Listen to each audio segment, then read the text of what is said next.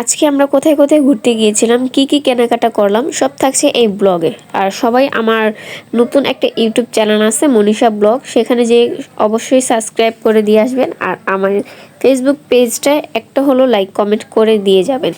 তো hello everyone, আসসালামু আলাইকুম। সবাই কেমন আছেন? আশা করি ভালো আছেন। তো আজকে আমরা যেখানে যাচ্ছি আপনাদের সাথে সম্পূর্ণ ভিডিওটা আজকে শেয়ার করব। তো দেখেন আজকের আবহাওয়াটা কিন্তু অনেকটাই সুন্দর, মাশাআল্লাহ।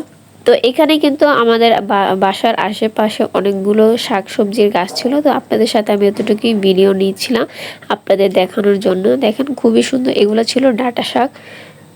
অনেকটাই কিন্তু সুন্দর লাগছে, পরিবেশটা কিন্তু অনেকটাই গ্রাম্য লাগতেছে, কিন্তু আসলে এটা কোনো গ্রাম অঞ্চল না, এটা একদম মেইন টাউন শহর।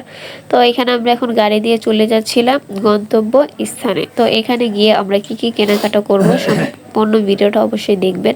এখানে আমরা ফলের দোকানে গিয়েছিলাম আর অনেক কিছুই কেনাকাটা করছি, এটা আমি আপনাদের ভিডিও লাস্টে শেয়ার করব।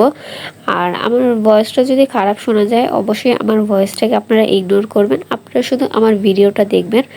আর এখানে আমগুলো কিন্তু অনেক ভালো ছিল। আর এখানে ছিল ড্রাগন ফল, এই ড্রাগন ফলগুলো কিন্তু অনেক মিষ্টি ছিল। আমি এখান থেকে ড্রাগন কিনে নিয়ে আসছিলাম, আম কিনে নিয়ে আসছিলাম।